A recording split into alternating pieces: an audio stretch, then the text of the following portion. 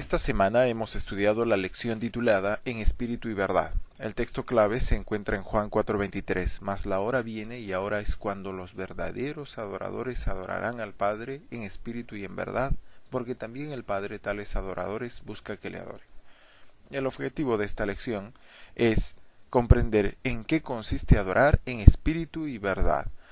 Hemos dividido la lección en tres partes. La primera, el agradecimiento en la adoración, disposición de adoración verdadera y Cristo el objeto de la adoración.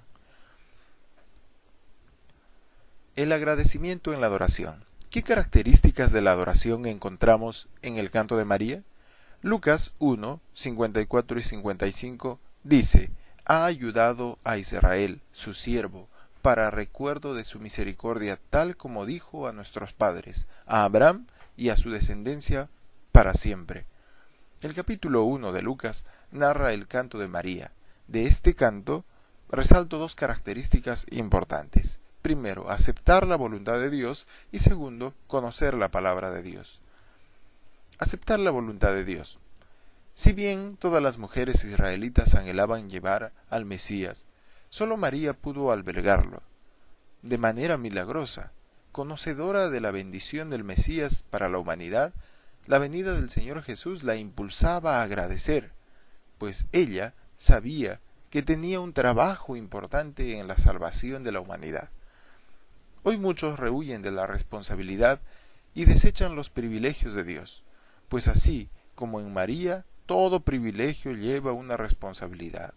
El ejemplo de María nos invita a aceptar la voluntad de Dios, pues María solo aceptó el milagro divino sin cuestionamiento y llevó en su seno a Jesús el Salvador.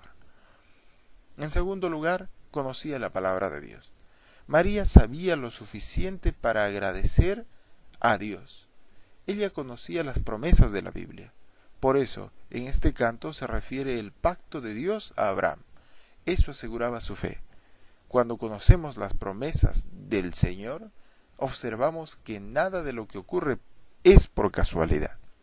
Todo está bajo el control de Dios, pues Él cumple sus promesas. María nos enseña a amar al Señor y tener conocimiento de Él. He aquí algunas características del canto de María. La alabanza es alegría. Reconocer la condición de indignidad. Dios es todopoderoso, Dios es misericordioso, Dios es justo, Dios cumple sus promesas. La segunda parte de esta lección es titulada Disposición de adoración verdadera. ¿Cómo podemos orientar nuestra adoración? Juan 4:21 dice: Jesús le dijo: mujer, créeme que la hora viene cuando ni en este monte ni en Jerusalén adoraréis al Padre. En este versículo Jesús trató de decir dos cosas importantes a la mujer. En primer lugar, nosotros debemos orientar nuestra adoración entendiendo que el fin de la liturgia es entregarse completamente al Señor. Es más sencillo entregarse a las tradiciones, sin embargo la verdadera adoración va más allá de montes y santuarios, pues en realidad con la muerte de Cristo ya no habría un lugar específico para la adoración.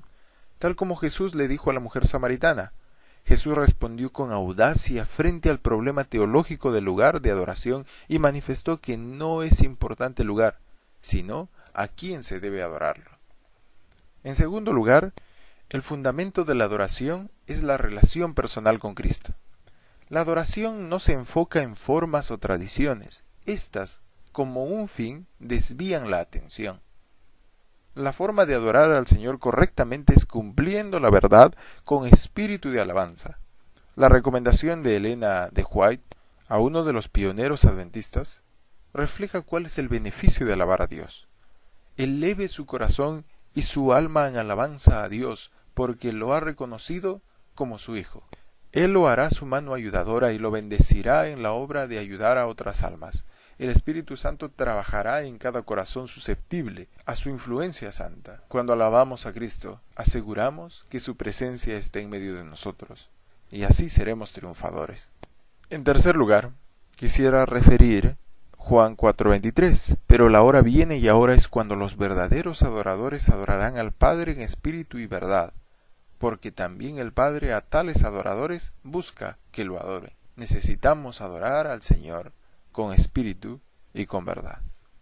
Solo hay un momento para adorar a Dios. Ahora. No debemos mirar el pasado sino el futuro y adorar al Señor. Jesús nos invita a adorarlo con equilibrio, con el espíritu y con la verdad, esto es, con emoción y con cordura. La emoción alejada de la cordura genera desorden y exageración. No hay nada de malo en las emociones en la adoración. Lo malo es olvidar que Dios merece respeto. Dios espera que le obedezcamos y amar las creencias fundamentales aseguran responsabilidad en lo que hacemos, pues ellas nos muestran el carácter de Dios. La tercera y última parte del estudio de la lección de esta semana titula Cristo el objeto de la adoración. ¿Por qué debemos adorar a Cristo? Mateo 2:11 dice lo siguiente: Al entrar en la casa vieron al niño con María, su madre, y postrándose lo adoraron. Luego abrieron sus tesoros, le ofrecieron presentes, oro, incienso y mirra. Lucas 24:52 dice: Ellos después de haberlo adorado, volvieron a Jerusalén con gran gozo. Nosotros debemos adorar a Cristo, primero porque es Emmanuel, es Dios con nosotros. Es decir, Jesús es Dios que vino para manifestar su gloria. El centro de nuestra adoración es Cristo, pues murió en nuestro lugar, por ende es el objeto supremo de nuestra adoración. Y la Biblia registra que nunca rechazó la adoración de las personas en comparación de ángeles o de los profetas. En segundo lugar, porque la adoración debe generar respeto, amor y reverencia. Tengamos en cuenta constantemente que el centro de nuestra adoración es Cristo, pues murió en nuestro lugar. Todos adoraron a Jesús desde que era niño, los sabios del oriente a llevarle presentes e incluso los discípulos. Jesús es Dios. Él no rechaza la adoración que se le puede hacer. Jesús es Dios, por tanto, eso debe impulsarnos a adorarlo. Sin embargo, el problema ahora no es si se debe adorarlo o no, sino cómo hacerlo. Para ello será bueno caminar con Él a través de las páginas de la Biblia. Por otro lado, existe un usurpador en la adoración. Se lo llama Satanás, quien buscó reemplazar la adoración e incluso lo hace hasta hoy. ¿Cómo Satanás reemplaza la adoración a Dios? Lucas 4:6-8 manifiesta: Y le dijo el diablo: A ti te daré toda esta potestad y la gloria de ellos, porque a mí me ha sido entregada, y a quien quiero la doy. Si tú postrado me adorares, todos serán tuyos. Respondiendo Jesús, le dijo: Vete de mí, Satanás, porque escrito está: Al Señor tu Dios adorarás, y a Él solo servirás.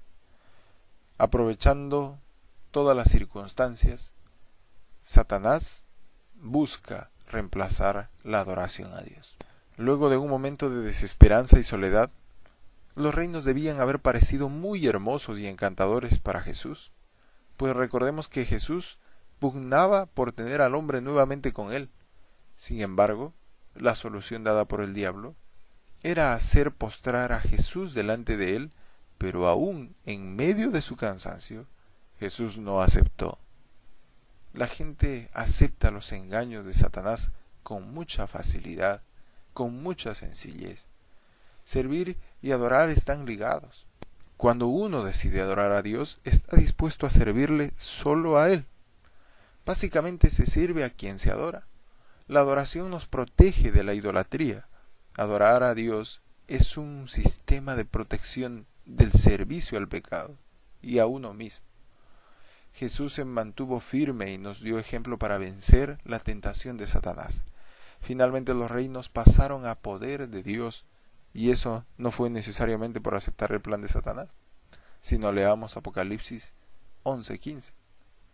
Por otro lado, Elena de White manifiesta: en el desierto Cristo enfrentó las grandes tentaciones que asaltarían al hombre. Allí, con las manos desnudas, se encontró con el enemigo astuto y sutil, y lo venció. Los tronos y los reinos de este mundo y su gloria fueron ofrecidos a Cristo. Satanás llevó el honor mundanal, las riquezas y los placeres de la vida, y se los presentó bajo la luz más atrayente, a fin de tentarlo y engañarlo. Todo esto te daré si postrado me adorares. Sin embargo, Cristo rechazó al astuto enemigo y salió victorioso. Jesús nos invita a vencer al enemigo y adorarlo solamente a Él. La religión de Dios es la única que nos conducirá a Él. Para servirlo necesitamos del poder del Espíritu Santo. Quiero terminar en esta oportunidad con las siguientes conclusiones. Dios ha cuidado de sus hijos a lo largo de toda la vida. Uno sirve a quien adora. Para adorar primero se debe amar a Dios, y la adoración precisa amor, respeto y reverencia. Dios los bendiga. Ha sido para mí un gusto acompañarlos en este repaso de la lección, y los invito a buscar más información en www.davidchacon.tk.